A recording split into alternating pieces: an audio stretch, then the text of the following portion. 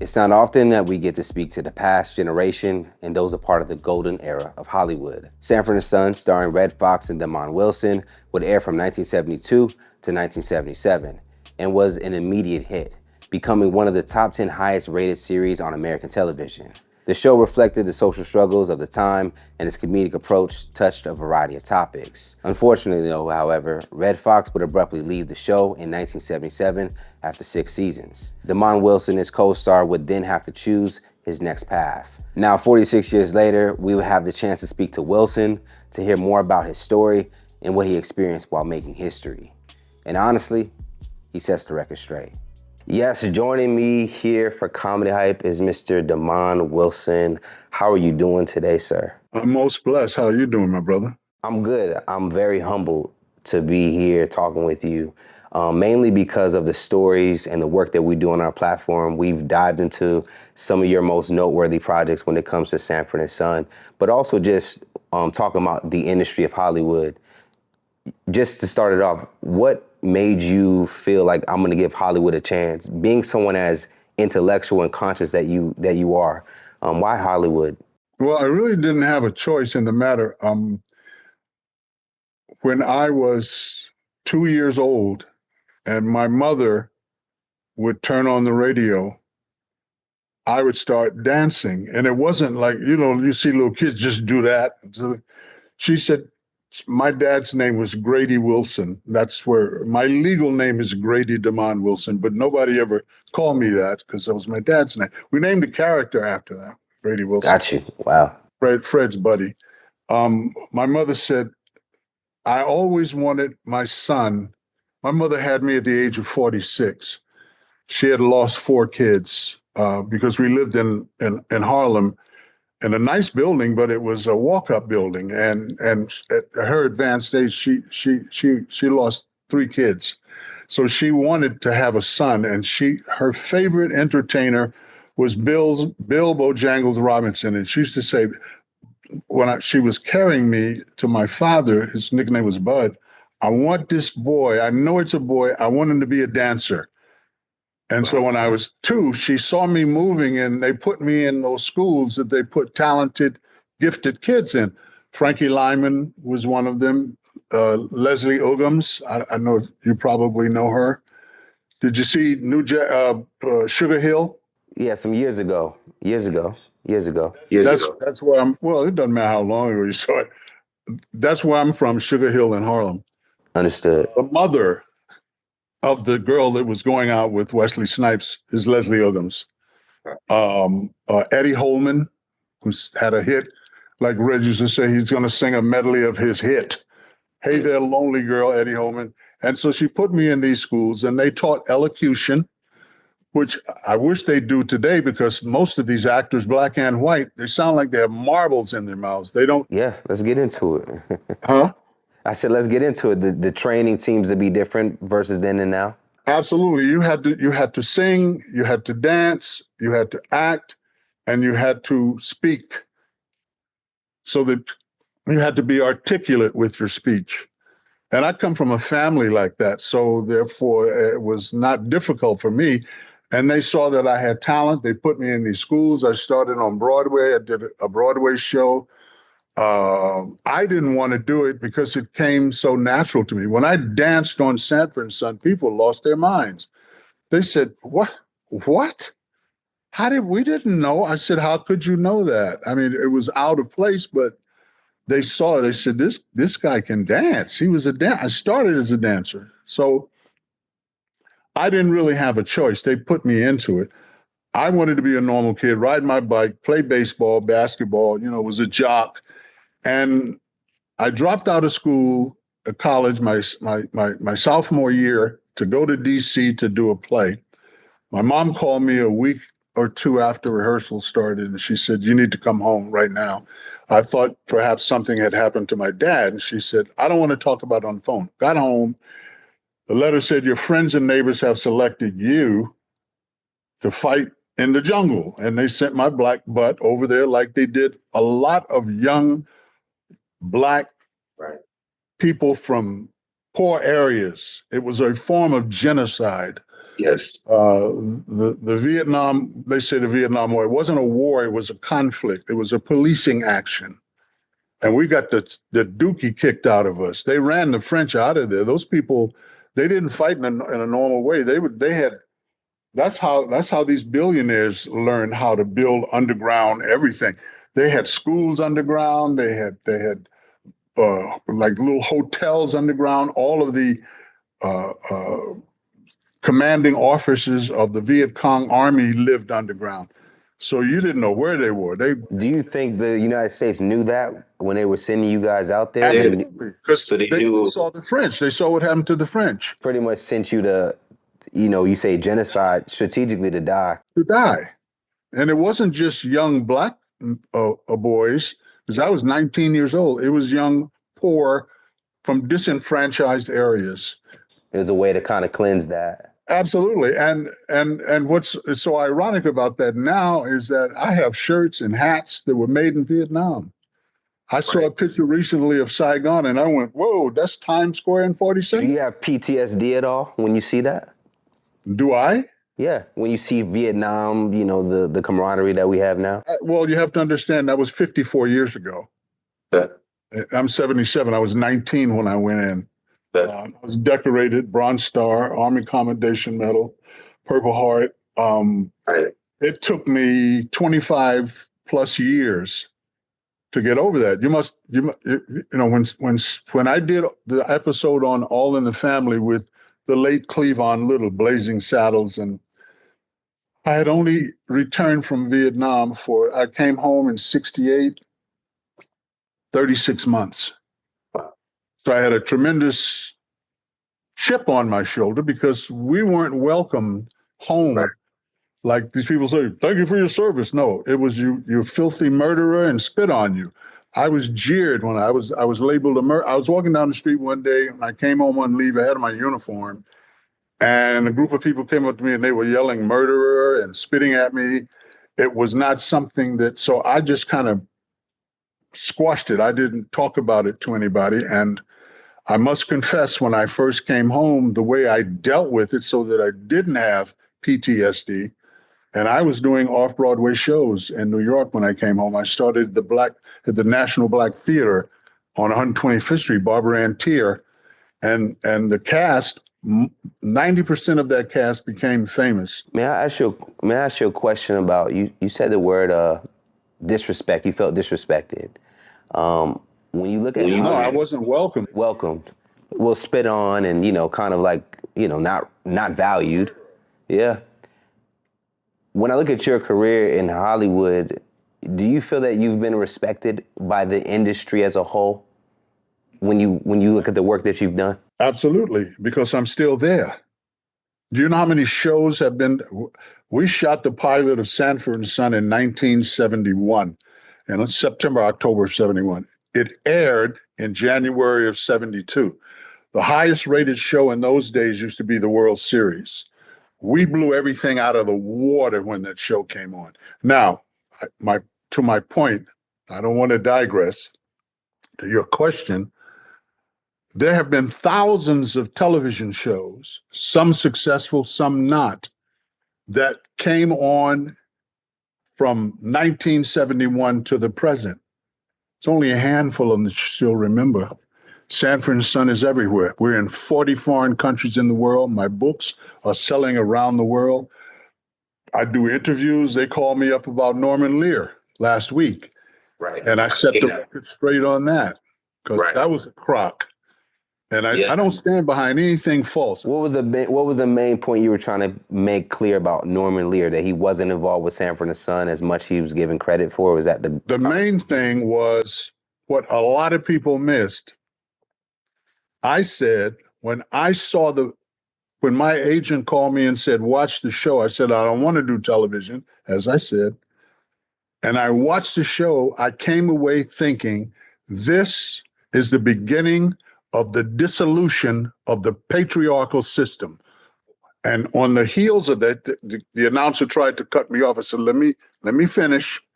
because on the heels of that came Married with Children. And then all of a sudden, parents became idiots and kids became all knowing. Young women started calling their mother bitch word and rebelling. And it all started. Norman Lear.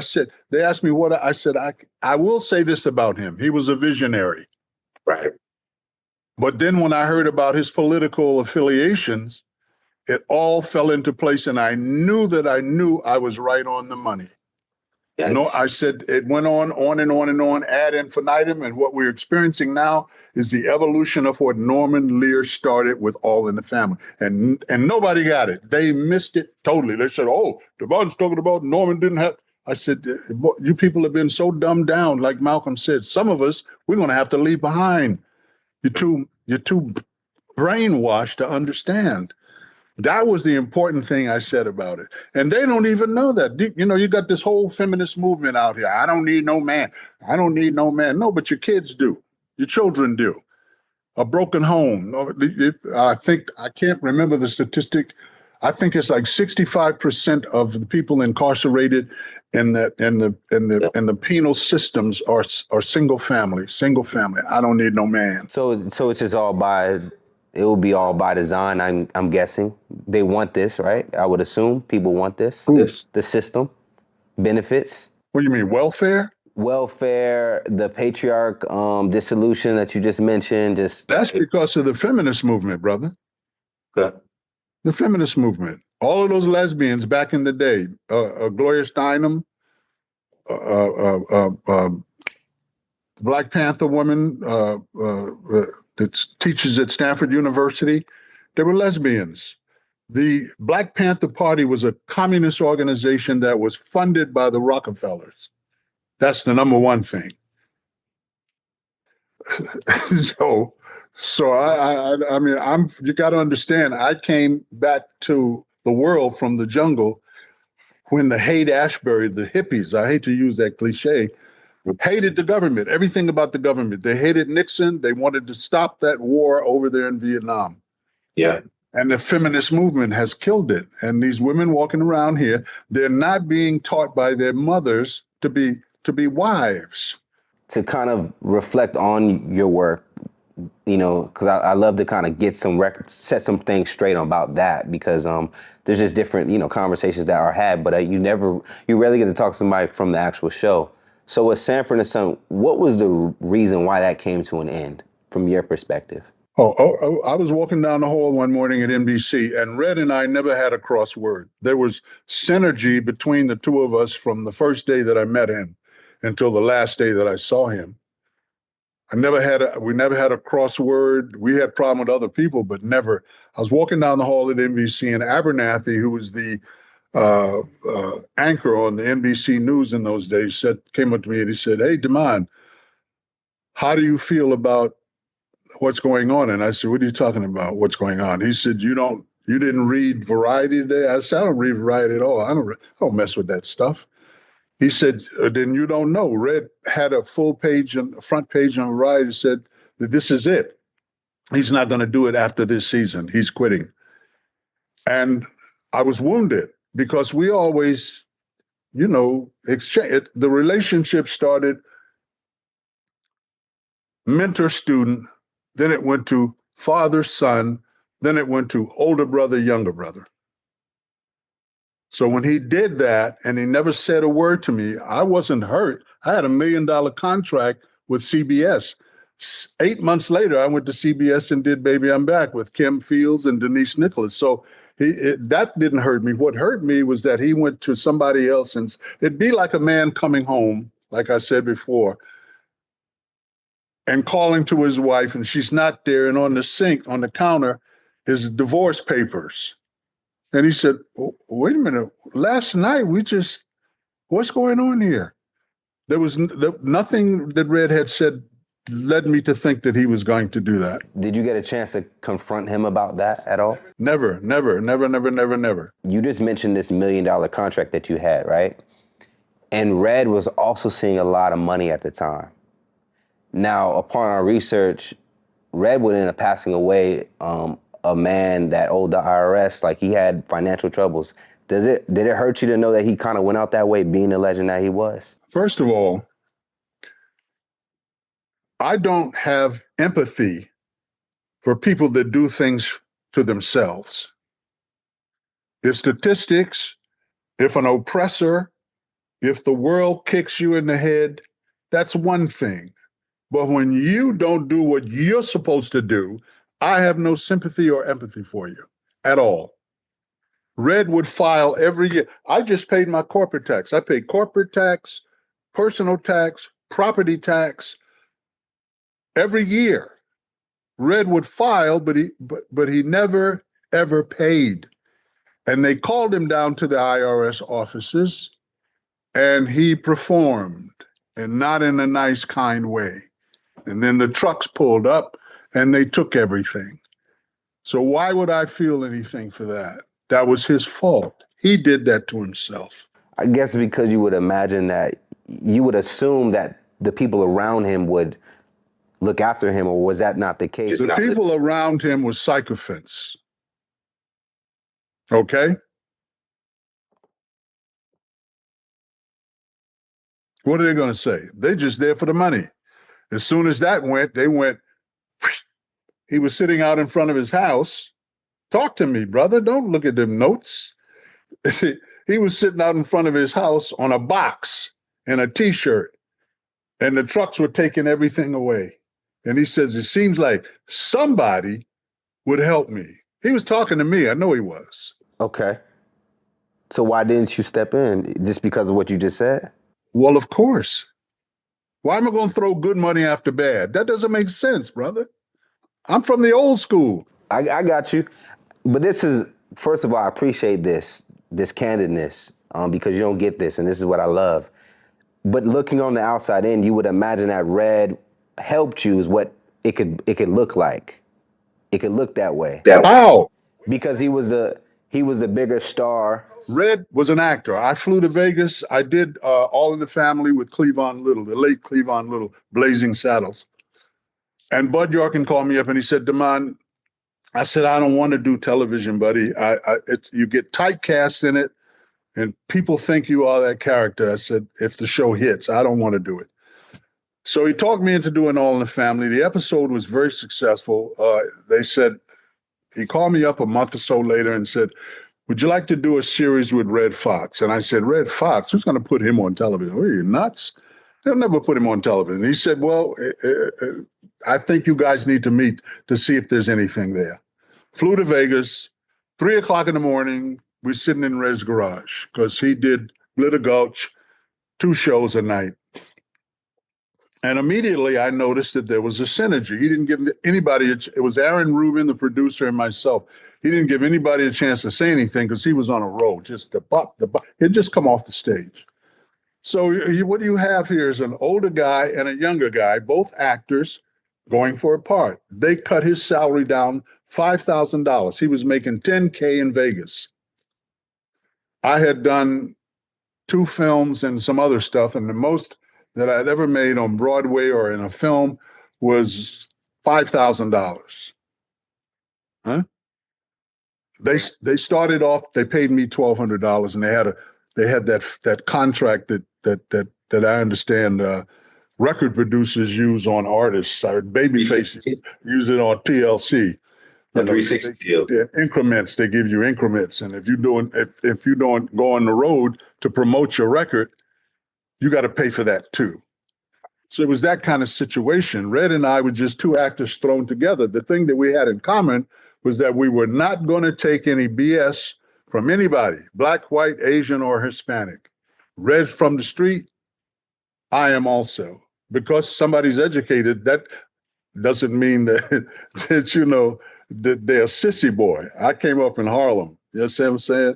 Ain't nobody ever took my sneakers. I played ball. Charlie Scott was my buddy, NBA player. I played ball, and when you grow up in the inner city like I did, if you're good at sports, you're accepted. So Red and I were just 2 actors that came together. He never gave me no money. I never gave him any money. Money, women, drugs never came between us. Everything was on equal footing now, equal footing. he would say after a while, after the second season, if they went to him and they said, Red, we want to get your approval. He said, don't say nothing to me. Go see my son. Go ask it. He called me the demon. Go ask the demon. He'll tell you, leave me alone, get out. So it was reversed. That's what fathers want with their sons. They want to raise their sons so that one day they'll go further than they do, or take the reins. That's what dads want. I have two sons. I know what I'm talking about. So that's what it was. And I said, as the show progressed, it became younger brother, older brother. We'd run stuff past each other. Red knew better. He's older than me. Let me say this to you, young brother.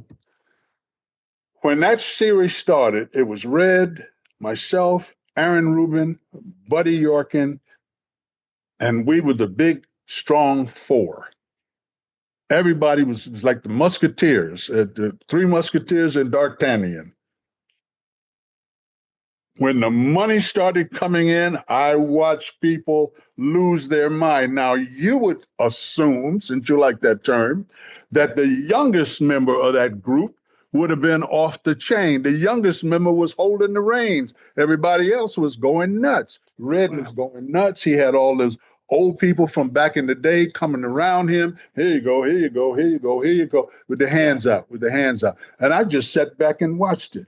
My era was to be cool. I didn't want to grow up and break dance and sweat my clothes up. I wanted to sit back and be cool. I'm from the era of cool. You see me with a pork pie hat on? I watched Red. I watched him. I study people, brother. I watched you for 5 minutes. You did? Yes. You did? I watched people. Now, my question... Does that answer your question? It answers it precisely. It might not be what you would... It's not what people probably want to hear, but I understand the perspective of you're seeing someone do something to themselves. I'm sure, did you make any attempt to help at any point to say, hey, advice or a nugget of wisdom? Or we weren't together when he lost everything. That happened. Sanford and Son went off the air, never, but I mean, we stopped shooting it in 1977. When I saw Red the next time, my son was 5 years old. So that wasn't happening on my watch. As a matter of fact, I used to play tennis. I played golf for 25 years, got 10, 12 trophies till my knee went out. And I'm not going to go out there no more at 77. I do 100 sit-ups every morning, and I ride my bike 3 miles a day. That's it for me now.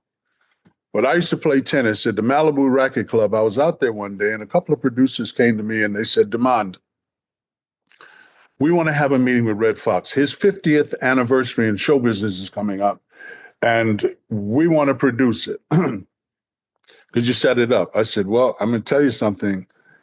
I haven't spoken to Red in 5 years. I said, but they kept hounding me. I said, okay, I'll get in touch with him. I said, but I got to tell you, this is not going to be a day at the beach. Foxx is not who you might think he's going to be. So they called me up and they said, we got a contract and a check drawn out for $100,000. And we're gonna pay him $500,000, but we wanted to show good faith with this $100K.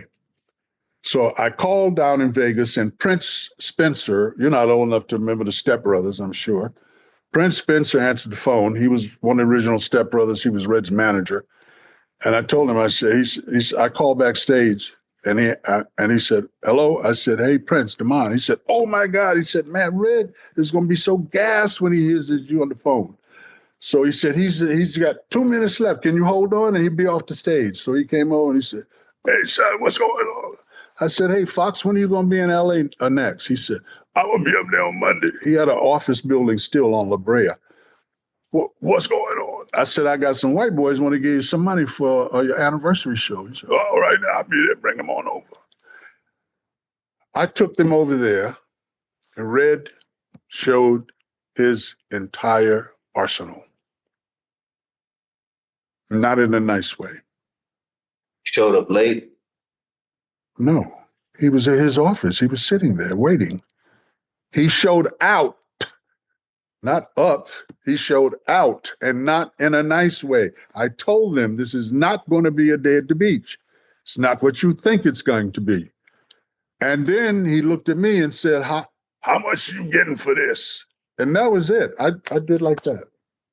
That was the last How time you going to walk away from $500,000? He said, I already got some people want to produce my show. I saw what they produced. You can still buy it, I think. It's him standing in front of a big dusty curtain. How are you going to help somebody that turns $500,000 down? Now, this was only about a year before everything left because he did that series with Della Reese. Yep. So when Red was doing all of that, we were not in touch with each other, and I hadn't seen him. I saw him after 77 and 82, 5 years later. And that was the last time you saw him? Yes, it was. Was that what was the exchange like? I told you it was in the office with these white boys that had $500,000 to give him for his 50th anniversary. You said to me, wouldn't you try to help him? I'm telling you, I did. I didn't want to bring that up. I got you. I'm not here to smudge his image. I never have. In my book, Second Banana, The Bittersweet Memoirs of the Sanford and Son Years. Bittersweet because life with anybody is not always sweet and it's not always bitter.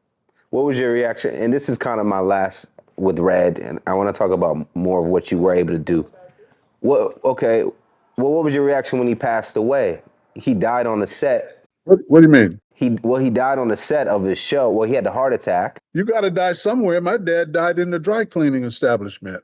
And I'm glad he did. That was my grandfather owned his own business in Valdosta, Georgia, and they were both tailors. And so my dad, I was coming to New York. He walked a half a mile from his house to the dry cleaners to pick up his suits because I was coming to New York. And the lady said, Damon, your dad was always gregarious. And this day, he only spoke to me monosyllabically. And I thought it was a little strange, but I didn't say anything. She said, I pulled the rack around and just turned my head like that to get his suits off. And out of the corner of my eye, I saw your dad go down. He was dead when he hit the ground. So what is being on a television set got to do with dying, brother? I think people watching this are going to be like, wow. You're like, wow, like, oh my God. Because, on TV, we think that the characters are best of friends and everything is great behind the cameras. But my brother, this generation, you got millennials and Gen Zs. More millennials love Sanford and Son. And now I'm finding out that some of the more intelligent Gen Z generation are watching me. You're talking about something that was over 50 years ago, my brother. This generation, you asked me that I feel like I was respected. Every time I go to the mailbox, I feel like I'm respected. I don't care. Yeah. Look, I told my wife when I first met her, how'd you meet your wife? I opened my wallet and she went boing. There she was. Now I made that up. She looked at my wallet and went, nah. So I did not have any preconceived ideas about what my relationship with Red was going to be. Yeah. I played it step by step by step. And I watched him. Like I said before, I reiterate, I study people. I watch people. Now, after, you would move on from Sanford and Son, and then you, allegedly, this is the report that you didn't come back for Sanford when they try to, do another run of it. You see, that's what happened. Did you go to a normal elementary school? I would say I did. Okay. Do you remember when the teacher would whisper something in the first kid in the first row's ear, and then they had to go the telephone game. The telephone game. It got back to the teacher. Did it sound anything like what the first kid whispered? It did not. Okay, so there's no truth to that. That's why I said I want to set the record straight with a couple things. First of all, Red chose to walk away. He put a picture in why are you making me the villain today, brother? That's what you're doing. Yeah, I'm trying to set the record straight. Admits that I did not want to deal with. We're probably gonna go viral. We're gonna go viral, but people get the truth. I'm gonna hit you with it because I'm from the real. I don't mince words. Red had a picture in Ebony or one of the magazines of him dressed like a priest looking at a headstone that said R.I.P. Sanford and Son. And that was after I found out from Abernathy that he was not, at the cessation of the season, he was out the window, out the door. So for all intents and purposes, he was finished with it. However, the show that he went to didn't work. And the producers, the producer of executive producer, because I produced it, the executive producer of Baby I'm Back, husband, Mort Lockman, approached Red and said, come on back and do Sanford. Now, he joined up with Buddy Yorkin. And I was not ashamed to admit it. I was mobbed up in those days. And I don't know, people were kind of afraid of me because of that. But Okay, wow. But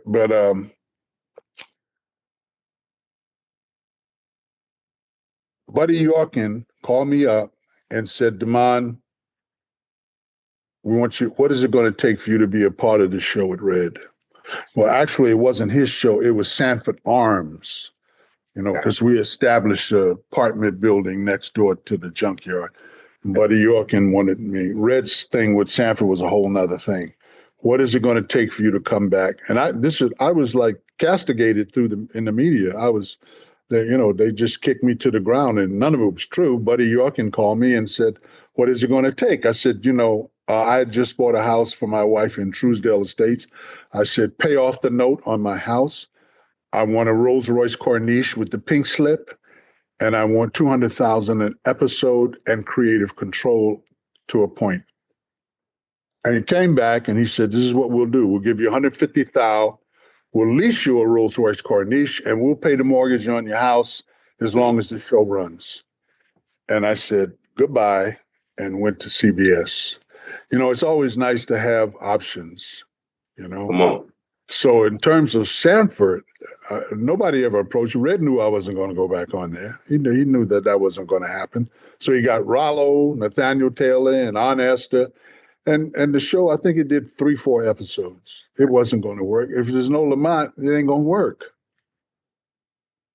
Now, rolling out of, your work with Red Fox, you would continue to do your own thing and start getting other roles. But at one point, it seemed like, I don't know if you deliberately stepped back or roles maybe. I went into ministry. Okay. 1983, brother. I went into ministry. I've preached this gospel around the world, Africa, Asia. But the question would be, why would you leave Hollywood? Like what was... Why do you keep using that word? Why are you using that word? Hollywood is a tiny little place of factories. I worked at the NBC factory, a CBS factory, a ABC factory. Studios are nothing but great big sound stages. Hollywood is a small community. Do you know what that sign up there, Hollywood, stands for? Do you know what Hollywood is? It's a stick that witches use to conjure magic. So Hollywood doesn't mean anything to me. I went to a factory and I went to work. I just did a series in Lynchburg, Virginia last summer that's playing right now on PureFlex, which is Sony based. If you have Prime Video, you can get that network, PureFlix. And the series is called Eleanor's Bench. I play the father of a high court judge. So no, I walked away and went full-time in ministry. I've had a calling on my life since I was 8 years old. Okay, so you knew that. You should have started there. You should have started. You didn't know I was in ministry for over 35 years? I've seen clips. When you said it clicked, but I didn't know for 35 years. I did not. Around the world, brother. The reason why I laid it up in that fashion is because it seems very cliquish Hollywood from the outside looking in. Why didn't we see you in certain cliques? Why didn't I see you in Harlem Nights? Did you get that offer? Like, I feel like you would have been right along. I just told you, 1982, I went full time into the ministry. The Lord called me full time into the ministry. I preached before thousands in Africa, thousands in China, in every city and hamlet in America. How old are you? I'm 35. I got to suit your age. That's why you don't know. I thought maybe you did your homework before you interviewed me. Hollywood, I've never had anything to do with any kind of clique. I'm not a cliquish person. When I Right. grew up, I had followers. When I grew up, I had the kids followed me. They followed my dress style. They followed the coolness, the way I walked. When I was in the war, I was a leader. I ain't never followed nobody. So these cliques, I could tell you things about people you named that the little Fruit Loops, they bend over billies. You cannot make it to the top in that industry without selling your soul. What do you know about the brother that just came forward, Christian Keys? You heard of this young actor? He just came forward and said that he was sexually harassed by a billionaire Hollywood person in power. There's assumptions of names. Is that something that happened in your industry? Like, were you ever, respectfully, I'm asking you as Again, here you go. My industry. It's not my industry. I'm a Broadway actor. I came to Hollywood. Wait a minute. You didn't do your homework. I'm going to tell you. I came to California. I did a film in Canada called The Dealing or the Berkeley to Boston 40 Brick Bag Lost Blues. I went back to Broadway and I was at the Public Theater. Al Pacino was down there. The late Ron O'Neal was down there. You had a lot of actors that became famous that were down there working for Joe Papp in the Village at the that theater. It's renowned.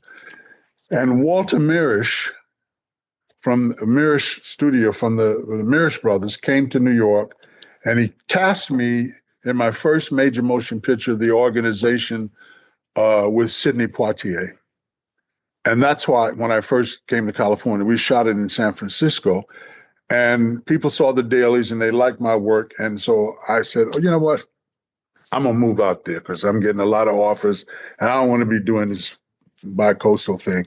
So I moved to California and I did Mission Impossible and a couple of TV spots and then All in the Family.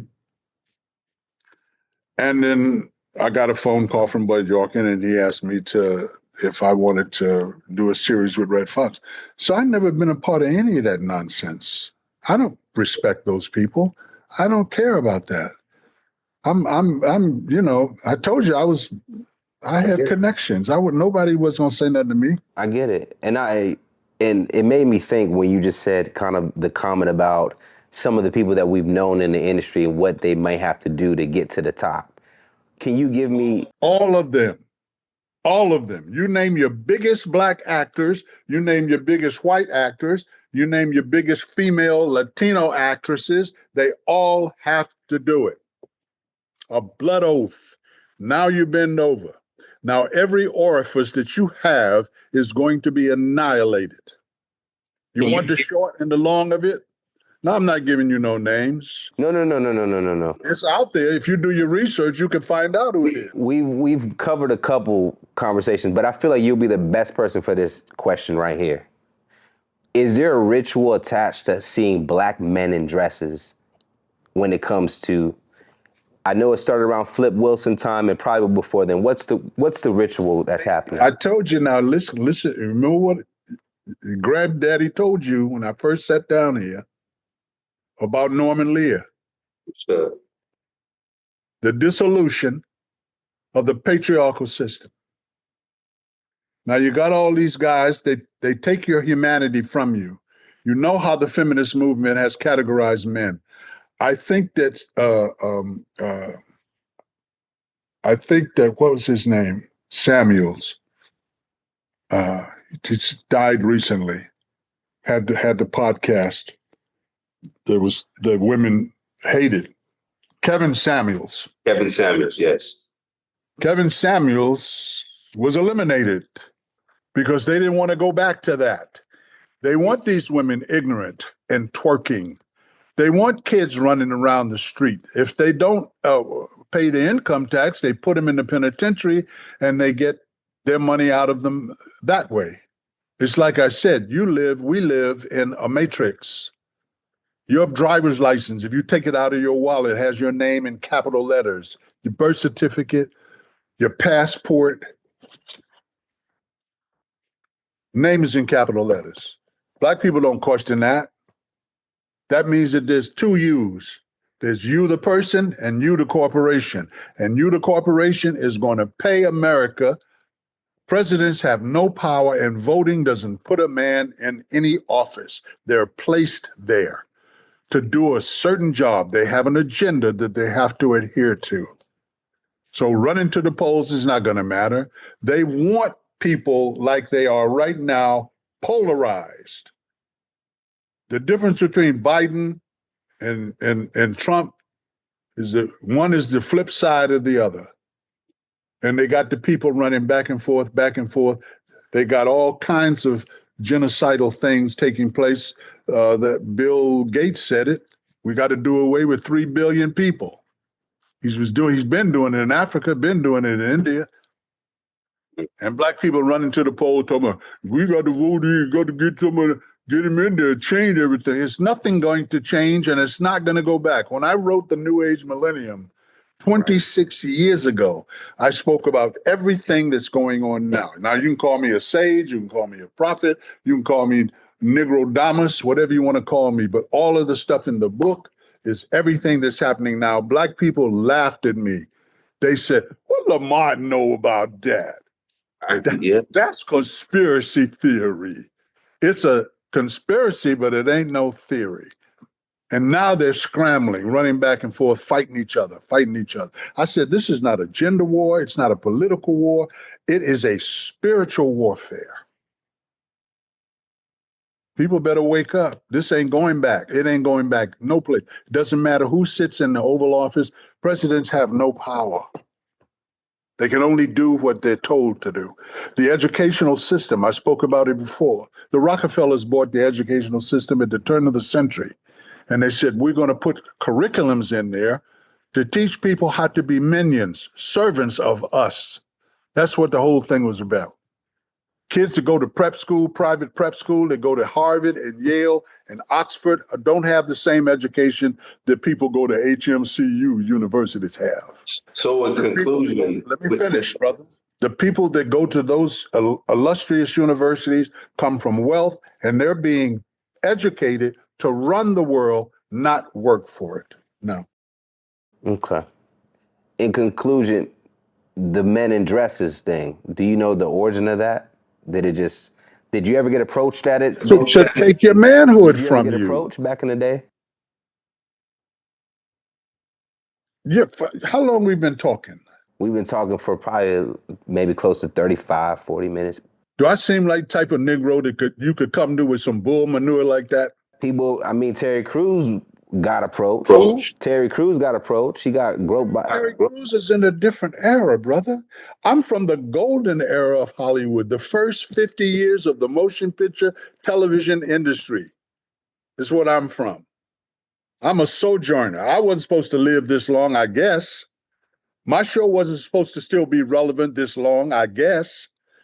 Kids 12 and 13 years old weren't supposed to recognize me walking down the street, I guess. Right. I only asked that because I've seen multiple people, even on our platform. Where was Terry Crews when that? Wait a minute. Let me set you straight, young brother. 35. Where was Terry Crews when that happened? At one of their parties. Yes. I didn't go to one of their parties. I didn't go to none of their parties. They would nominate me for whatever. I never went. I didn't partake in that nonsense. I told my wife when we first met, if people see me on the street and say, Demond Wilson, I hate your black ass. Okay. Demond Wilson, I love your black ass. Okay. All I want from my career, Cicely's my wife's name, is for my work to speak for me. Apparently it still is, isn't it? That's a fact. Now, you mentioned the mob. I don't know if you took any oath to speak on it as a fan of it. I was talented. They put me in nightclubs. I played Vegas. I mean, how do you get good? Because I thought I had the same manager that managed the late Glenn Campbell, that managed the late Tony Bennett, that, Vegas. We're good because I thought Let me tell you, you don't know, I'm going to tell you. In the 70s, Vegas was the mob scene. Frank Sinatra, Dean Martin, Sammy Davis Jr., all of those guys. The mob ran Vegas.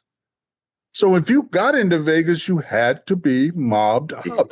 I played the Hilton International, where Elvis played, Barbara Streisand. That's not even on the Strip. That was the big room back in the day, set 3,500. So when they refused to pay me what I asked for on the fourth season, they said, Damon, you can't do movies, you can't do television.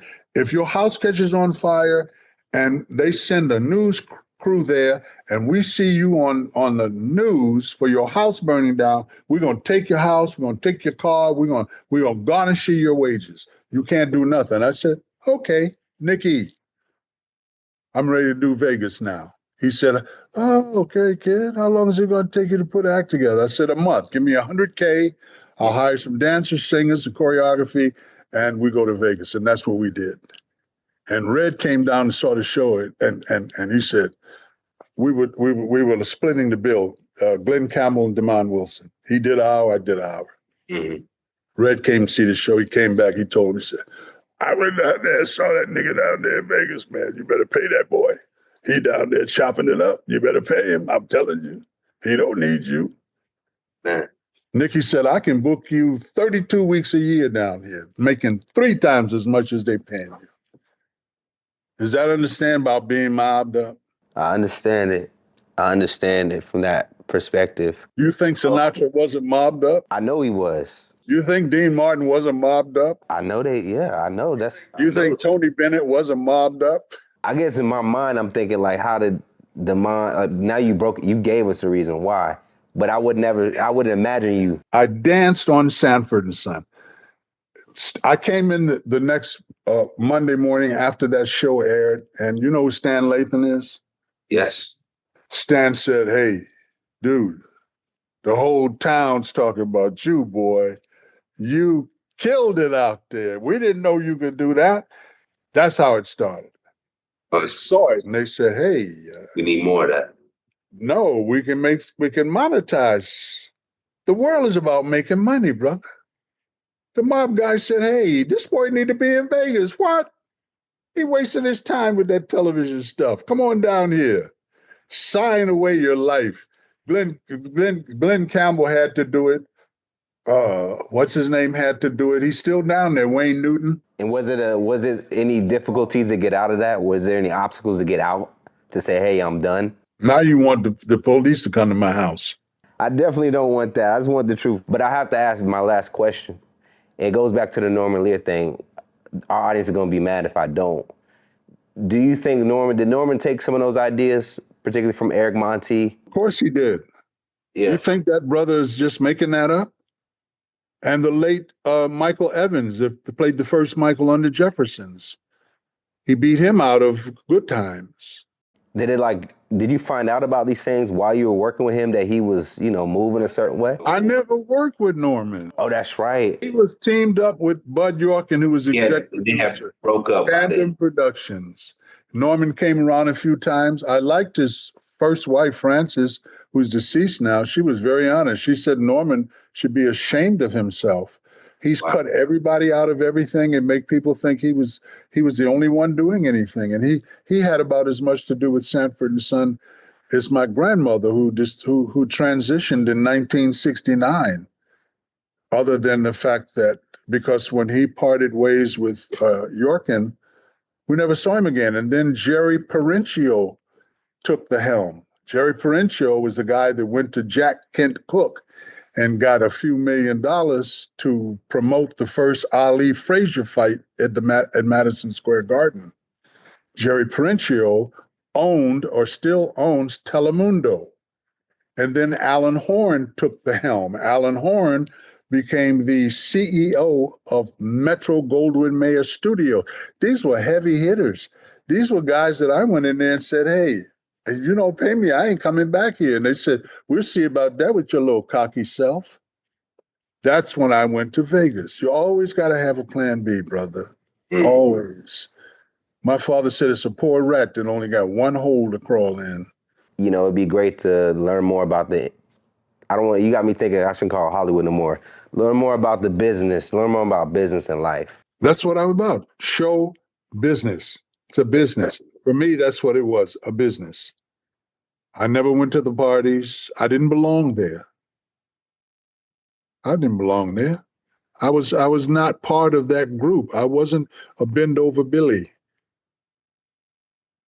If a dude, well, first of all, that would have never happened. I don't carry myself that way. I didn't assume, I mean, I wouldn't say that, but I know that the industry does approach in their own way. I never did an episode when I wasn't strapped. Never. People knew that about me. Red 2. I had Derringer. Feel the need to have to carry a Because it had an audience. It wasn't. Somebody said, "What separated your show from the others?" I said, "We weren't homogenized." At the end of the series, it said, "Sanford and Son is recorded before a live studio audience." That was my voice. There was 400 people sitting up there. You didn't have to pass through a metal detector to get in that studio. What if somebody had they call it a psychotic episode? Right. We was going to bust on them. Mid dialogue. People go crazy at concerts. They don't do that. You didn't see that dude jump on the stage with Chappelle? They did. He wouldn't have jumped on the stage with me. They were sitting up in front of us, maybe 15 feet, and 4 tiers of people, 100 across.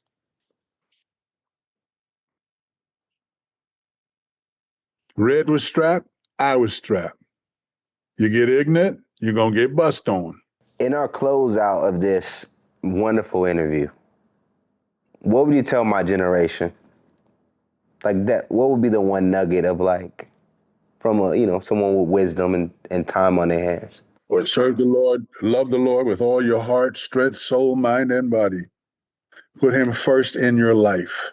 All that other stuff about career and success, hey, the way this world is going, they're not even going to use actors anymore after a while. They're going to use your voice and your image, and the AIs are going to do it.